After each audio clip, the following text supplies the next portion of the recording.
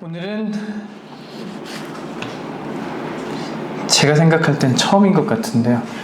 성경 암송대회를 교회에서 처음으로 해보는 것 같습니다. 이 날을 어떤 마음으로 맞으셨는지 모르겠습니다. 드디어 이 날이 왔구나 하셨을런지, 결국 와버렸는데 빨리 좀 끝냈으면 좋겠다, 지겹다 하시는지 모르겠습니다. 어쨌든 오늘이 그날입니다.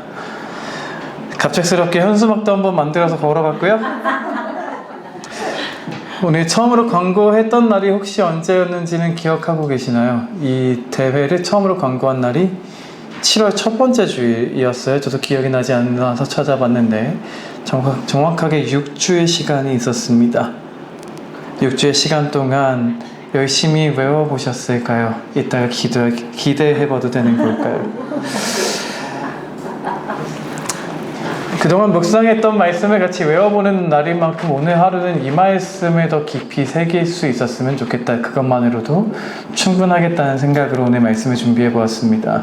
아무래도 부담감 때문에, 의무감 때문이라도 외우느라 바쁘고 내용에 대해서는 생각이 잘 안 드셨을 것 같더라고요. 그래서 말씀을 좀 정리해보고 그 의미를 좀 같이 생각해보려 합니다. 이 안에 담아주신 은혜가 무엇인지, 우리 안에 말씀하고자 하시는 바가 무엇인지를 다시 이 시간을 통해 충만하게 깨닫는 은혜가 우리에게 가득하게 하시기를 주님의 이름으로 축원드립니다. 아멘. 오늘 말씀을 통해서 듣는 첫 번째입니다. 오늘 본문은 우리에게 이런 것을 말씀하십니다. 첫 번째로요, 세상의 사람들은 둘로 구분할 수 있는 거라고 하십니다. 첫 번째입니다. 오늘 본문은요, 이 세상의 사람들은 둘로 구분할 수 있는 거라고 우리에게 가르치십니다. 1절 말씀인데요. 오늘 본문 1절의 말씀, 본문 1절의 말씀 한번 같은 목소리로 읽겠습니다. 1절 말씀 같이 읽겠습니다. 그러므로 이제 그리스도 예수 안에 있는 자에게는 결코 정죄함이 없나니. 아멘.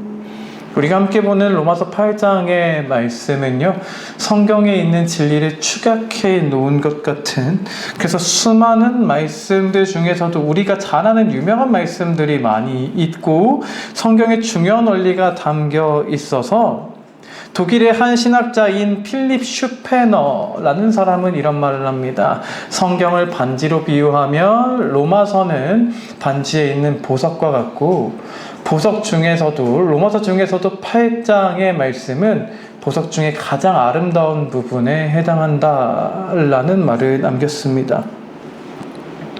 그렇게 성경의 소중한 진리가 담긴 것이 오늘 로마서 8장의 말씀인데요. 오늘 8장의 말씀은 위대한 선포로 시작합니다. 이 전의 말씀을 잠시 생각해 보자면 7장 마지막 부분에서는 바울의 탄식이 있었거든요. 내가 하나님을 따르고 싶은데, 머리론 하나님을 따르고 싶은 것이 있지만 마음으로 잘 되지가 않는다. 마음으로 분명히 원함이 있는데 내 몸이 내 마음대로 움직이지 않는다라는 식의 한탄이었습니다. 그런데 오늘 본문에 들어와서는 선포로 시작합니다. 그렇게 한탄할 수밖에 없는 것이 인간의 한계일지라도 하나님이 결코 정죄함을 당하지 않는 은혜를 주시는 사람들이 있다라는 선포이고요. 그 사람들을 오늘 본문이 1절에 이렇게 표현하십니다. 누구인가요? 그리스도 예수 안에 있는 사람. 그렇습니다. 그래서 오늘 우리 이 1절의 말씀을 통해서, 이 1절의 말씀을 통해 우리는 이런 사실을 깨달을 수 있는 겁니다. 세상의 사람들은 둘로 나눌 수 있습니다. 하나는 그리스도 예수 안에 있는 사람이고요, 하나는 그리스도 예수 안에 있지 않은 사람입니다. 예수 안에 있지 않다는 표현을 어떻게 해야 될지 모르겠지만, 예수 안에 있지 않다, 예수님 밖에 있지 않다 라고 구분되는 겁니다. 세상의 사람들은 이 둘 중에 하나로 구분할 수 있다는 사실을 오늘 본문 1절이 표현해 주시는 건데요, 이 표현은 여기서만 그치지 않고 오늘 본문에 계속 이어지는 말씀에서 이렇게 이어집니다. 다양한 표현으로 이어져요. 5절에서는요, 육신을 따르는 사람과 영을 따르는 사람이라는 두 종류가 있다고 말씀하시고요. 더 나아가서 9절에서는 육신에 있는 사람과 영에 있는 사람이라는 표현으로 말씀하십니다. 그렇게 오늘 성경은 중요한 원리 하나를 가르치시는데, 성경에 따르면, 하나님의 말씀에 따르면 이 세상의 모든 사람들은 둘 중에 하나에 무조건 속한다는 겁니다. 예수님 안에 있든지 밖에 있든지 둘 중에 하나만 있고 중간지대는 없습니다. 육에 있든지 영에 있든지, 육신에 따르든지 영에 따르든지 둘 중에 하나에 속하는 것입니다. 사람들 중에 그런 말을 하는 것을 들어본 적이 있으신가요? 나는 교회 안 나가. 근데 그렇다고 뭐 다른 어떤 걸 믿지도 않아. 라는 식의 말이에요. 종교라는 인간적인 차원에서 얘기할 때, 난 너가 믿으라고 하는 이걸 믿지도 않는데 그렇다고 내가 다른 걸 믿는 건 아니야. 라는 식의 얘기를 합니다. 그런데 그런 논리대로 사람을 구분할 수 있는 게 아니라고 성경은 설명하세요. 사람은 무조건 둘 중에 하나에 속하는 겁니다. 예수님 안에 있든지 예수님 밖에 있는 겁니다. 예수님 안에 있지 않으면 예수님 밖에 있는 거고요. 육신에 따르든지 영에 따르든지 둘 중에 하나인 겁니다. 육신에 따르는 삶에서 벗어나려고, 영에 따르는 삶을 살려고 하지 않는 사람은 모두 다 육신에 따르는 사람이 되는 겁니다. 중간은 없습니다. 둘 중에 하나에 무조건 속하게 되는 겁니다. 성경은 그렇게 오늘 둘 중에 하나로 세상의 사람들을 구분하시는, 그렇게 우리 인간의 모습을 보여주시는 원리를 가르쳐주고 계십니다. 그래서 오늘 본문의 말씀을 읽은 사람은 이렇게 질문하게 만드시는 겁니다. 그럼 나는 그리스도 예수 안에 있는 사람인가 아닌가 하고 말이에요. 그런데 이게 좀 추상적입니다. 예수님 안에 있다는 걸 우리가 물리적으로 알 수가 없거든요. 눈으로 볼 수 없고 손으로 만질 수 있는 게 아니기 때문에, 또 영적인 개념이기 때문에 이게 우리가 그냥 알 수 있고 내 마음대로 생각할 수 있는 개념이 아니기에, 이렇게 질문하고자 하면 우리는 이에 대한 이해가 필요합니다. 누가 그리스도 예수 안에 있는 사람인가? 어떤 사람이 예수님 안에 있다고 말할 수 있는 것인가? 라는 것에 대해서 말이죠. 여기서 두 번째입니다. 두 번째로요. 그렇다면 어떤 사람이 그리스도 예수 안에 있는 사람일까? 라는 질문을 던져보고 답해보려고 합니다. 두 번째입니다. 어떤 사람이 그리스도 예수 안에 있는 사람일까요? 어떤 사람이 그리스도 예수 안에 있는 사람일까요? 우리가 이 질문을 가지고 이어지는 본문의 내용을 네 가지로 한번 정리해 보려고 합니다. 어떤 사람이 그리스도 예수 안에 있는 사람일까? 라는 질문을 가지고 네 가지로 본문을 통해 답을 정리해 봅니다. 첫 번째입니다. 그리스도의 영이 그 안에 계시는 사람입니다. 그리스도의 영이 그 안에 계시는 사람이 그리스도 예수 안에 있는 사람입니다. 첫 번째로 그리스도의 영이 그 안에 계셔야 예수 안에 있다고 말할 수 있는 겁니다. 이걸 9절이 말씀하고 계시죠. 우리 9절 말씀 한번 같이 읽어볼까요? 9절 말씀 같이 읽겠습니다. 만일 너희 속에 하나님의 영이 거하시면 너희가 육신에 있지 아니하고 영에 있나니, 누구든지 그리스도의 영이 없으면 그리스도의 사람이 아니라. 아멘. 예수님 안에 있으려면 예수님이 내 안에 계셔야 된다고 말씀하십니다. 이게 성경에 설명하시는 신비한 원리입니다. 우리가 요한복음 15장의 말씀을 예배 중에 같이 읽으며 생각해 보았는데요. 유명한 말씀 속에 그렇게 말씀하시거든요. 내가 너희 안에 너희가 내 안에 라고 말씀하시는 하나님, 예수님은, 예수님 안에 우리가 있고 싶으면, 예수님 안에 있으려면 예수님이 내 안에 계셔야 된다. 이것이 동일한 것으로 설명하십니다. 그렇다면 우리는 질문해야 되는 거예요. 누가 예수님이 내 안에 계신다고 말할 수 있느냐 하는 겁니다. 여러분, 예수님이 내 안에 계신다고 믿으시나요? 어떻게 해야 아시나요? 눈에 볼 수 없는 그분이 내 안에 계신다고 어떻게 아시나요? 기본적인 차원에서는 말이에요. 우리는 이걸 이렇게 설명할 수 있어요. 말씀을 믿기 때문에 내 안에 계시는 걸 나는 믿는다 라고 말할 수 있습니다. 예수님은 함께 하신다고 약속해 주셨으니까 나는 그 말씀을 믿음으로 나는 예수님이 함께 하신다는 걸 안다라고 말할 수도 있고요. 그런데 거기서 끝나지는 않습니다. 이것이 요한복음 15장의 원리는 또 이렇게 더 나아가거든요. 우리가 말씀을 지킴으로 예수님 안에 있게 된다고 말이에요. 우리가 말씀을 지키려는 생활을 열심히 하고 있기 때문에 난 이렇게 하고 있으니까 내가 예수님이 내 안에 계실 거야 라는 식으로 말할 수도 있을 겁니다. 하지만 그렇다고 해서 그걸로 충분하다고 말하고 싶지는 않습니다. 예수님이 내 안에 계신다는 건 말이죠. 예수님 나랑 같이 계셔. 내가 예수님 안에 있어. 내가 예수님이 내 안에 계시거든. 이라는 식의 말을 할 수 있느냐 없느냐로 구분되는 건 아닐 거기 때문입니다. 그러니까 예전에 이런 말씀을 드린 적이 있죠. 구원의 확신이라는 것은 단순히 내가 구원받았어, 나 천국 갈 거야 라는 말을 할 수 있느냐 없느냐로 구분되는 건 아닐 거다 라는 표현을 드린 적이 있었는데요. 이것도 마찬가지라는 겁니다. 예수님 내 안에 계셔 라고 말할 수만 있으면 되는 걸까? 그건 아닐 겁니다. 성경이 말씀하시는 원리를 따라 살아가는 사람이 그렇게 살아가다 보니 정말 예수님이 내 안에 계셔서 나도 모르게 내 마음에 어떤 확신을 가지게 되어서 고백할 수 있게 되는 것, 성경은 그것을 말씀하시는 것이죠. 그래서 성경에서는 그러한 고백과 확신이 믿는 사람에게 있어야 하는 거라고 표현하시기를 이런 말씀까지 하십니다. 그리스도께서 너희 가운데 계신 줄을 알지 못하느냐? 너희가 그것을 스스로 확증해라. 그것을 알지 못한다면 너희는 버리운 사람이다 라고 말입니다. 스스로 확신할 수 있기까지 정말로 내가 예수님 안에 있다, 예수님이 정말 내 안에 계신다라는 게 인간적으로 논리적으로가 아니라 말로 뭐라고 인간적으로는 표현은 못하겠지만 분명히 내 안에 그 확신이 있다라고 말할 수 있는 모습이 되기까지 되는 것, 그렇게 되었을 때의 모습이 예수님이 내 안에 계시는 것이다 라고 표현할 수 있는 것이고, 그랬을 때 우리가 예수님 안에 있다 라고 말할 수 있는 겁니다. 그러니까 예수님 안에 계신다라는 그 확신은 사실 그냥 쉽게 말로만 할 수 있는다고 다 되는 게 아니라는 걸 기억해 보자는 거예요. 사랑하는 성도 여러분, 정말로 예수님이 내 안에 계신다고 늘 확신하며 매일을 살아가고 계십니까? 사랑하는 성도님들 모두가, 우리 모두가 정말로 함께 계시는 예수님을 확신함으로, 확증함으로 살아갈 수 있는 하나님의 사람이 다 되시기를 주님의 이름으로 축원드립니다. 두 번째입니다. 두 번째는 오늘 본문이 이렇게 말씀하세요. 하나님의 영으로 인도함을 받는 사람.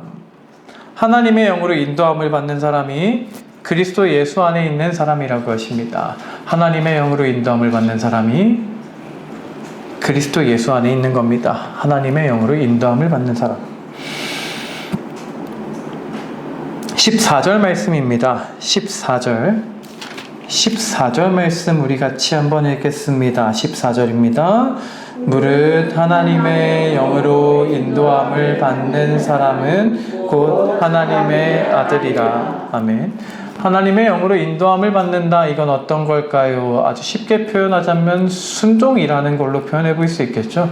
내가 어떤 문제 앞에서 하나님의 뜻을 구하는 것, 내가 어떤 결정 앞에서 하나님의 뜻을 우선하는 것, 말씀을 통해 깨닫게 하신 것, 이렇게 살아야겠다, 이렇게 해야겠구나 라고 하신 것을 순종하려고 노력한다거나, 내 안에 어떤 마음을 주셨을 때 저 사람을 위해서 무언가를 하고 싶다, 하나님을 위해서 내가 이렇게 하면 좋겠다 라는 어떤 마음이 있었을 때 그 마음에 순종하려고 하는 것, 이 모든 것이 하나님의 인도함을 받는 모습이다 라고 표현할 수 있을 겁니다.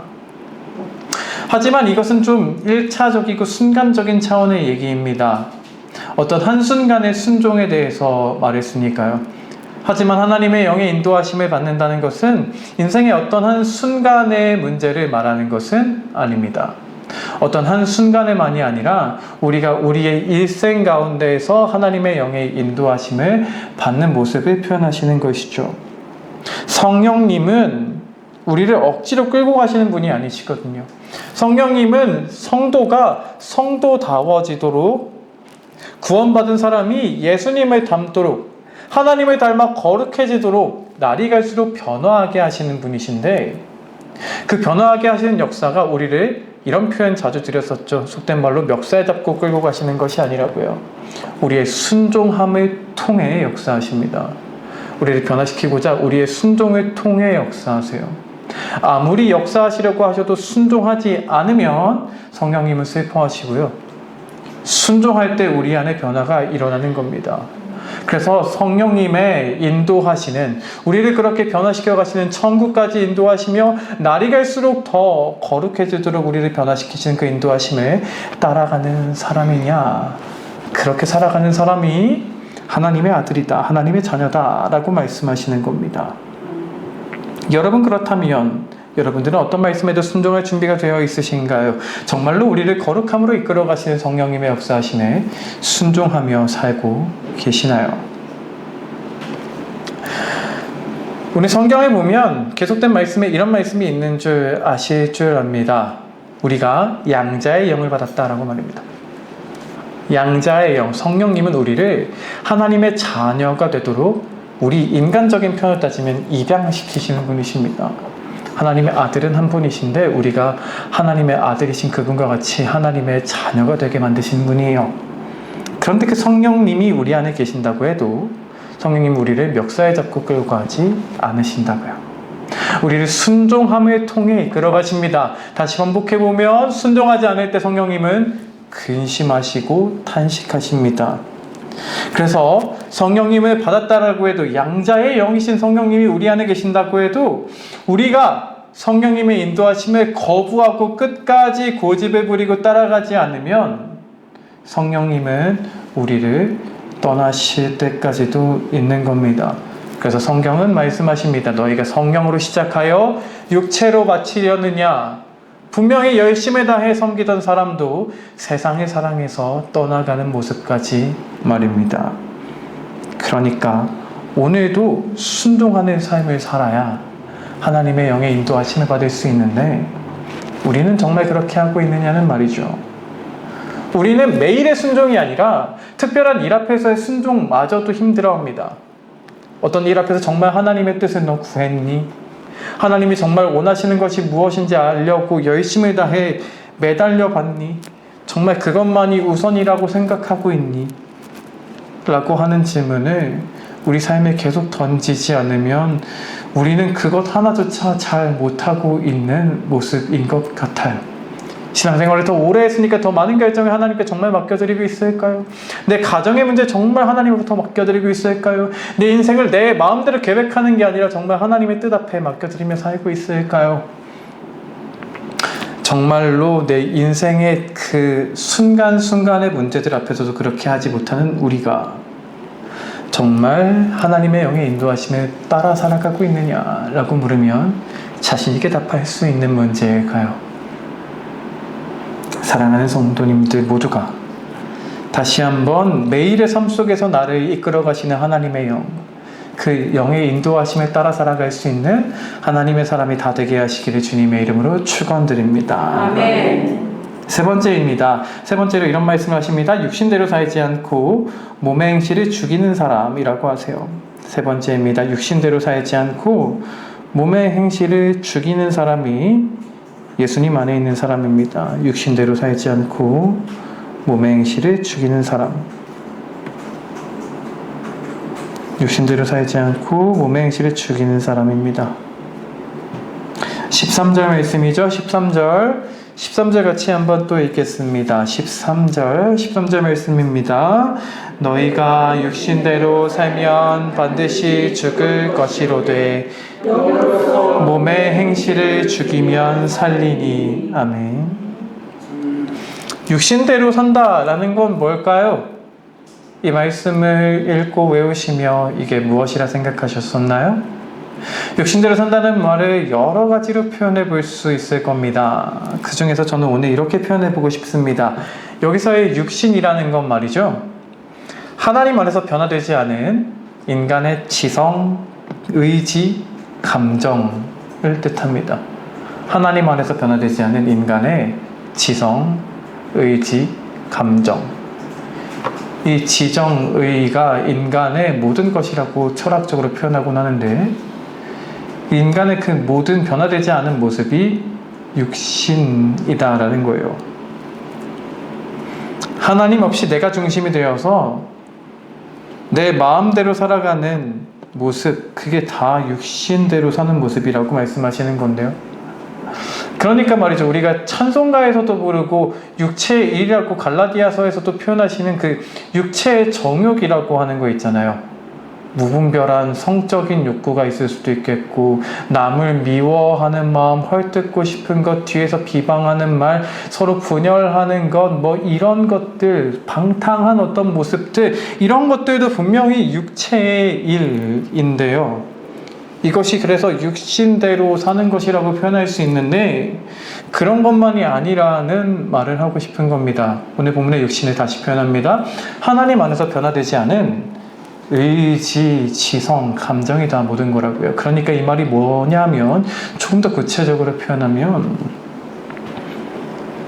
내가 우리 가정의 일을 결정하는데 그냥 이렇게 하면 되지 뭐 하고 내 생각대로 결정했으면, 내 의지와 내 지식대로 결정했으면 그게 육신대로 산 겁니다.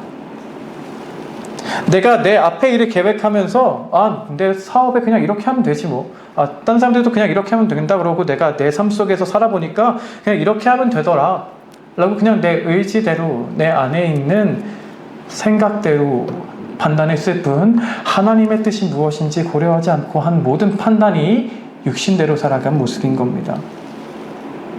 순간순간 우리는 감정에 따라 움직이며 살아가는데, 나 이렇게 하고 싶어, 나 이거 안 할래, 짜증나 라고 생각하면 내 감정대로 살아간 모든 행동이 육신대로 사는 겁니다. 자, 이렇게 한번 따져보면 우리 삶에 육신대로 산 모습은 얼마나 많을까요? 육체의 일은 무슨 대단한 성적인 죄라도 범하고 무슨 대단히 방탕한 삶을 살아야만 행하는 일인 줄 착각해서는 안 됩니다. 육신대로 산다는 건 하나님 없이 한 모든 것입니다. 하나님을 상정하지 않고 한 모든 것, 하나님 없이 결정한 모든 것, 하나님 없이 행동한 모든 것입니다. 그래서 어떤 사람이 이렇게 표현하더라고요. 아까 순종의 문제랑도 연관되어 있는 부분이 되는 건데요. 신앙인은 마치 나 말고 이걸 결제해 주어야 하는 존재가 있는 것처럼 살아가는 사람이라고요. 내 모든 일 앞에서 내가 이게 결정권이 없고 모든 결정을 해줘야 하는 누군가가 있는 것처럼 살아가는 존재라고요. 우리가 정말 그렇게 살고 있을까요? 우리가 하루 속에서 어떻게 살고 있을까요? 순간순간 속에 성령님을 의지하고 하나님을 우선하며 살지 않았던 모든 행동과 결정, 내 지식을 앞세웠던 그 모든 것이 하나님 앞에서 육신대로 산 것이 될 뿐입니다. 그래서 성령님을 의지해야만 이렇게 살지 않을 수 있다고 말씀하세요. 성령님을 의지해서 죽이기까지 하는 노력으로 살지 않으면 이렇게 살 수 없는 거라고 말씀하세요. 사랑하는 성도 여러분, 성령님 안에서 육신을 죽이기까지 하며 살아가는 하나님의 사람이 다 되게 하시길, 그렇게 예수 안에 거하는 하나님의 사람이 되게 하시길 주님의 이름으로 축원드립니다. 마지막 네 번째입니다. 마지막 네 번째로, 영의 일을 생각하는 사람이 그리스도 예수의 사람이라고, 예수 안에 있는 사람이라고 하십니다. 네 번째입니다. 영의 일을 생각하는 사람, 영의 일을 생각하는 사람이 예수 안에 있는 사람이라고 하십니다. 5절 말씀인데요. 5절 말씀 한 번만 더 같이 읽겠습니다. 5절 말씀, 이제 같이 읽는 말씀 마지막입니다. 5절 말씀 같이 한번 읽겠습니다. 있습니다. 육신을 따르는 자는 육신의 일을, 영을 따르는 자는 영의 일을 생각하나니. 아멘. 다시 또 여기서 질문해 보아야 합니다. 간단한 것에서부터 또 시작해 보아야 돼요. 어떤 것이 육신의 일이고 어떤 것이 영의 일이냐. 여기서 앞에서 드렸던 기준으로 또 분류할 수도 있기도 하고 여러 가지를 또 말할 수도 있기도 한데, 여기서는 그런 쪽에 초점을 두기보다 여기에 초점을 두고 싶습니다. 생각. 그러니까 간단하게 말하면 우린 이런 식으로 생각할 수 있는데요. 교회 일을 생각하면 영적인 일을 생각하는 거고, 내가 내 개인적으로 어떻게 돈을 더 벌까, 어떻게 사업을 더 잘할까, 우리 가정이 어떻게 해야 더 평안할까 생각하면 육신의 일을 생각하는 거 아니냐라고 생각할 수 있는데, 아마 그런 판단으로만 할 수 있는 건 아니라 종합적으로 따져야 되는 문제가 될 거고요. 이렇게 잠시만 더 갈무리 지어드린 후에 다시 제가 초점을 맞춰드리고 싶은 생각이라는 것에 여러분들이 더 주목해 보셨으면 좋겠습니다. 뭐가 육신의 일이고 뭐가 영의 일이냐, 이건 둘째 치고요. 생각 말이에요. 우리 안에 얼마나 많은 생각이 있나요? 우리는 수많은 생각을 하며 살아갑니다. 예전에 교회에서 같이 이야기를 하는데 누가 예배 시간에 졸았니 안 졸았니 하는데 저를 보고 누가 안 졸았다는 거예요. 저도 요한이는 뭐 잘 졸지를 않는다는 식으로 얘기하는데 그 옆에서 누가 이런 말 한 적이 있습니다. 근데 딴 생각을 많이 하잖아 라는 식으로 얘기를 한 적이 있었는데 그 말을 듣고 상당히 찔렸던 적이 있었어요. 우리는 예배 시간이라고만 해도요 생각 하나를 내 맘대로 잡아두지 못합니다. 하나님을 향해서 온전히 하나님께 내 모든 생각을 드렸다 라고 할 수 있는 예배가 여러분들 평생에 얼마나 정말 있으실까요? 우리의 생각은 정말로 이렇게 나도 모르게 움직여서 심지어는 이런 말까지 하는 것도 들어보았습니다. 생각을 멈추는 게 뭐야? 난 생각이 멈추질 않아. 난 나도 모르게 막 생각이 떠올라 라고 말이에요. 사람의 성향에 따라 그렇게 생각이 더 많은 사람까지도 있어요. 그런데 이 생각에 대해서 생각해 보자는 말입니다. 여러분, 하나님이요 우리의 행동과 말에 주목하시는 정도가 아니라 생각에 주목하신대요. 우리 머릿속에 수많은 생각이 있곤 하는데 수많은 생각이 나도 모르게 들어서 이것도 까먹었었다. 이거 이렇게 해야지. 저건 어떻게 하지? 하는 생각부터 수많은 생각이 있는데 그 모든 생각에 하나님이 주목하신대요. 그리고 그 모든 생각의 내용과 방향을 보신답니다. 그 모든 생각의 내용과 방향이 하나님을 향한 것인지 아닌지 신앙적인지 아닌지를 판단하신대요. 그래서 그 생각을 가지고 우리가 예수님 안에 있는지 예수님 밖에 있는지 판단하신대요. 여러분은 내 모든 생각이 하나님 앞에 낱낱이 다 드러나 있다는 생각으로 살아보신 적 있으신가요? 살고 계신가요? 우리는 내 앞에 행동 하나를 남이 보지 않아도 하나님은 보시는 거야. 내 말 하나를 남이 듣지 않아도 하나님은 듣고 계시는 거야 라고 말하며 살기도 힘들어하는 사람들인데 우리 모든 생각을 하나님이 보신대요. 그 모든 생각을 가지고 우리를 판단하신대요. 내 안에 수많은 생각이 있는 걸 때로는 추악하고 때로는 더러운 생각마저 이상한 온갖 상상마저 하는 우리가 남들 앞에서 그 생각을 드러내지 않고 내가 깨끗하고 거룩하고 신앙적인 사람인 척 살아가는데 하나님은 이 모든 걸 보고 계신다면 하나님은 나를 어떻게 평가하실까요? 우리 보고 신앙적이라고 너는 예수 안에 있는 사람이구나 라고 인정해 주실까요? 사랑하는 성도 여러분, 우리의 생각 하나마저 바라보고 계시는 하나님 앞에 설 수 있는 우리가 되기를 원합니다. 네. 우리의 모든 생각 하나하나까지 하나님께 속해 있는 예수 안에 있는 사람이 되게 하시길 주님의 이름으로 축원드립니다. 네. 말씀을 맺어봅니다. 오늘 함께 던져본 질문, 나는 어떤 사람인가? 라는 이 질문은 계속 우리를 살피게 하는 질문입니다. 내가 신앙생활을 하고 있으니까, 오늘도 예배를 드리고 있으니까, 내가 오늘도 교회에서 이렇게 봉사하고 있으니까 라고 안심할 수 있는 질문이 아닙니다. 말씀의 기준대로 살아가려면 정말로 여러 가지를 신경 쓰고 얼마나 노력해야 되는지를 다시 깨닫게 됩니다. 심지어 육신을 죽이라는 표현까지 있는 성경의 말씀과 날마다 죽는다 말했던 바울의 말씀을 다시 기억하면 예수님을 떠나는 사람이 되지 않도록 우리 스스로를 얼마나 붙들어매고 정신을 차리고 살아야 하는지를 다시 생각하게 하십니다. 그런데 우리는 이 일 앞에서 어렵게 생각할 필요가 없습니다. 이미 우리를 도우시는 분이 계시기 때문이에요. 우리의 연약함을 아시고 우리를 위해서 우리가 기도하지 못할 때에도 탄식하시는 분이 계시고 우리를 위해서 하나님 가장 가까운 곳에서 간구하시는 분이 계시고 그분이 사랑하시는데 절대 끊을 수 없는 사랑으로 우리를 사랑하고 계시기에 우리는 내가 이거 한번 하지 못했기 때문에 내가 예수님 밖에 있지 않을까? 라고 고민하는 것이 아니라 내가 그렇게 부족함에도 불구하고 나를 용납하시는 사랑 안에 살아간다는 사실을 깨달아야 한다는 것입니다. 아멘. 그래서 오늘 본문 이렇게 무언가 대단히 어려운 것 분명하고 엄격한 구분함으로 시작되었지만 오늘 본문이 우리에게 가르치신 일은 그 끝없는 사랑을 깨닫고 끝없는 사랑에 반응하는 사람이 되어라 인 겁니다. 우리가 오늘 기억해야 하는 이 끝에서의 결론이 이것이에요.